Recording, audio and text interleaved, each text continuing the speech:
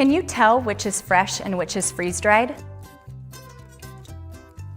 Even better than looking like fresh food, it tastes fresh, just like it did before it was freeze-dried.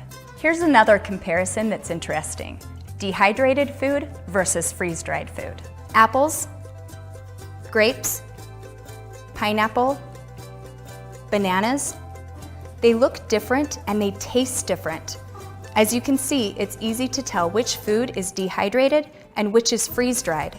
Besides, there are many foods that can't be dehydrated, but they can be freeze-dried. For instance, yogurt, ice cream, cheese, even your home-cooked meals. More importantly, the dehydrated food has lost nearly 40% of its nutritional value, while the freeze-dried food retains nearly all of its nutrition and will for many, many years to come, up to 25. One thing that's important to me is to provide healthy meals and snacks for my family. Other than fresh produce and fresh meat, most food that I purchase in grocery stores has been processed and packaged. That usually means it's full of additives and preservatives that may not be good for us. And processed food is much lower in nutritional value than fresh food.